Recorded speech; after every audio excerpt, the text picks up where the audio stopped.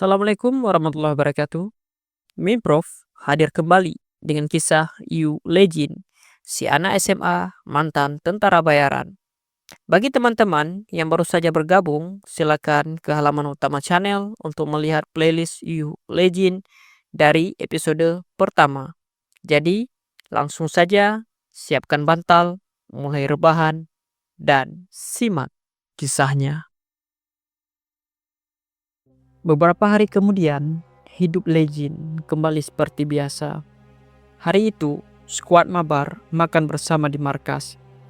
Mereka berempat menikmati makanannya dan memberi jempol. Itu sangat enak. Yongshan senang melihat mereka menyukai makanannya. Sementara itu, Yuna memintanya bilang pada ibunya agar tidak perlu menyiapkan makanan seperti itu setiap hari. Padahal yang lain selalu makan banyak. Yongshan memberitahu, ia sudah memberitahu ibunya, tapi beliau tidak mendengarkannya. Kemudian Yongshan tertunduk. Ia teringat saat mengingatkan sang ibu. Teman-teman sudah memintanya untuk berhenti membawakan makanan.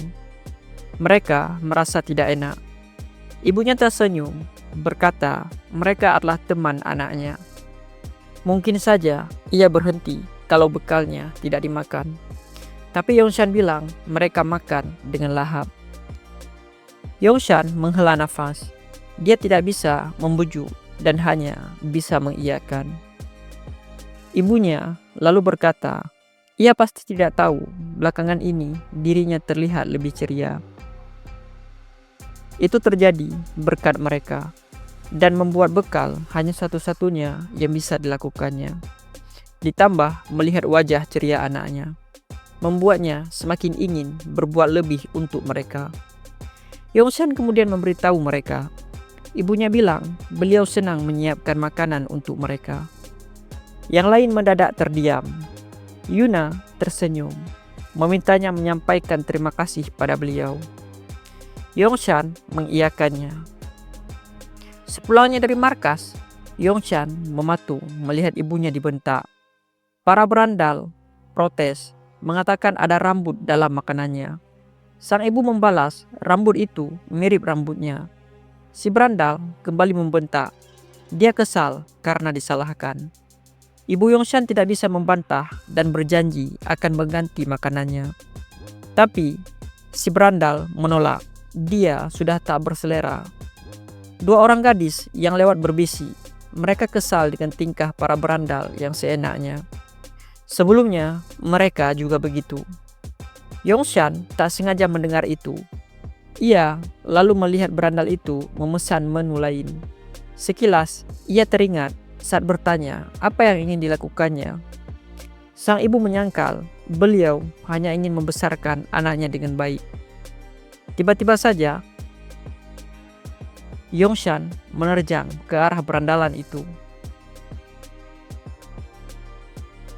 Malamnya, terlihat Yongshan terbaring di rumah sakit dengan memar di seluruh tubuh. Ibunya menangis perlahan di sampingnya. Sementara itu, teman-temannya menunggu di luar dengan wajah sedih. Kemudian Saijo datang. Dia sudah menceritahu apa yang terjadi. Jaehyung bangun dan mendesak untuk memberitahunya. Saijo menjelaskan beberapa anak dari Smea Juyong membuat onar di rumah makan ibu Yongshan. Katanya Yongshan marah melihat itu sampai-sampai berlari menghampiri mereka, tapi malah dihajar. Yuna terkejut. Apa maksudnya Yongshan dipukuli di hadapan ibunya? Saijo mengiyakan, dan itu bukan pertama kali berandalan itu membuat onar di rumah makan. Baru-baru ini, mereka juga membuat onar dengan menaruh serangga atau rambut dalam makanan, lalu pergi tanpa membayar. Jaehyung marah besar. Bukankah berandalan itu sengaja melakukannya, bahkan sampai berkali-kali? Saijo setuju, namun tidak ada bukti.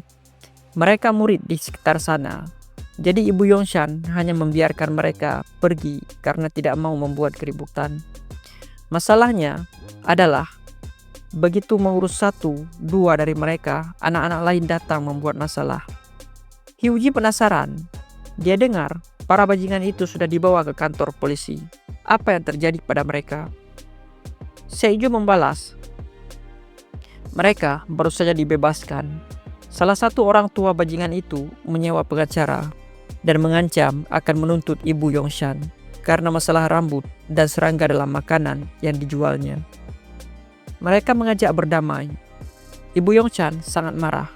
Jadi beliau tidak mau berdamai walau kedainya ditutup. Tapi Yongshan setuju untuk berdamai.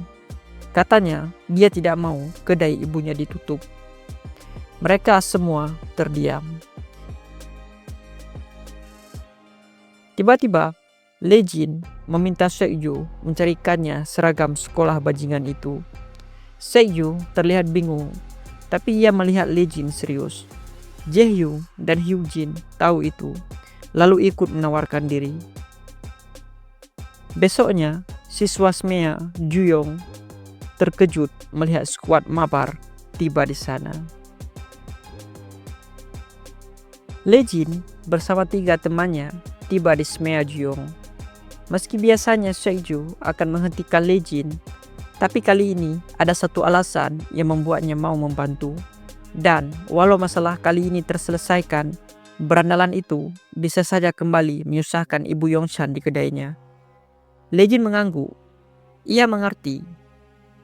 Tiba-tiba Jaehyung dan Hyunjin merasa sakit perut. Seokyu bingung melihat mereka dan menanyakan alasannya.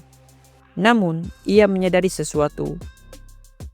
Di sisi lain, Jaehyung dan Hyunjin tak lagi bisa menahannya dan terpaksa izin ke toilet. Mereka berdua segera berlari sekuat tenaga sambil menahan rasa sakit. Setelah mereka pergi, Seokyu melirik Lejin, bertanya, apa dia pelakunya? Lejin membalas, semakin banyak penyusup, resiko mereka semakin besar.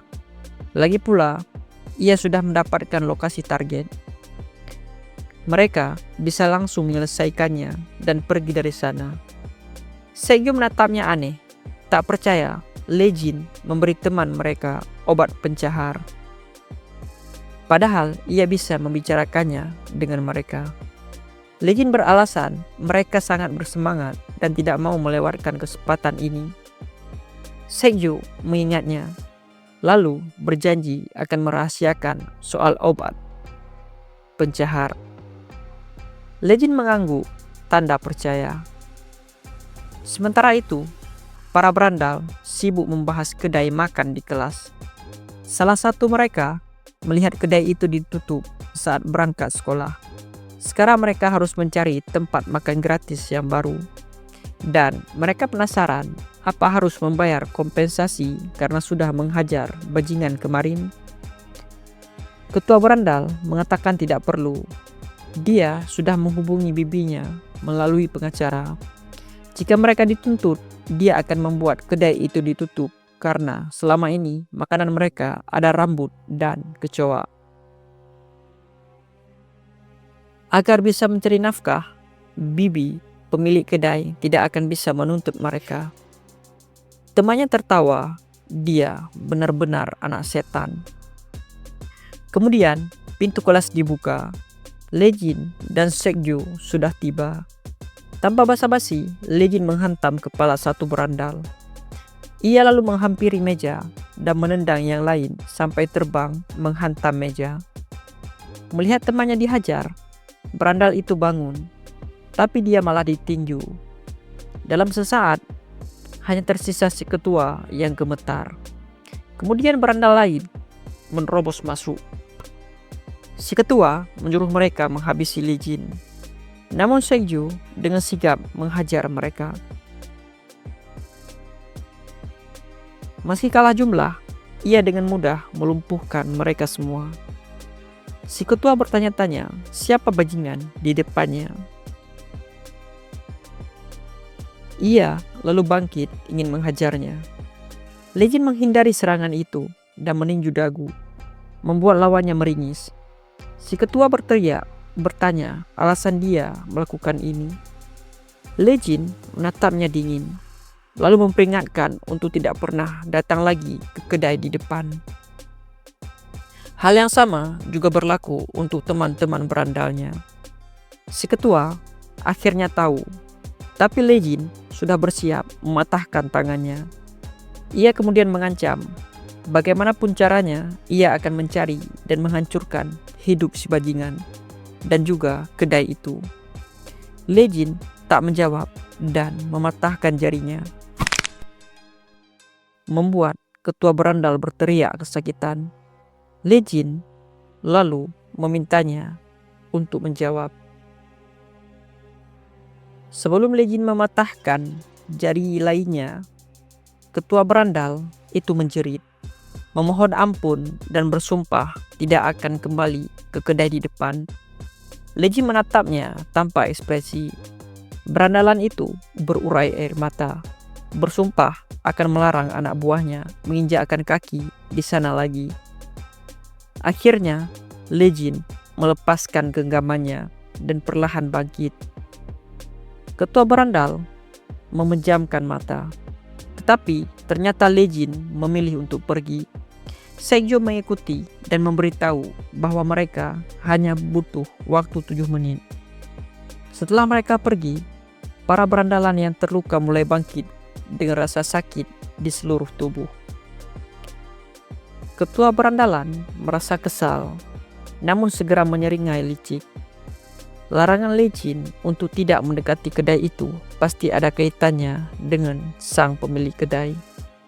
Meskipun dia tidak akan datang lagi, dia berniat membuat kedai itu tutup. Ketua berandalan lalu menelepon asisten ayahnya, memerintahkan agar kedai makan itu ditutup selamanya, dan memastikan mereka tak bisa membuka usaha di tempat lain. Asisten ayahnya merespon, mengatakan bahwa dia sebenarnya ingin bicara tentang masalah itu. Dia heran kenapa anak bosnya tidak bilang bahwa kedai tersebut memiliki hubungan dengan keluarga pemilik SW. Ketua berandalan terkejut. Asisten ayahnya menjelaskan bahwa pengacara SW sudah mengambil langkah serius. Kini masalahnya kian besar.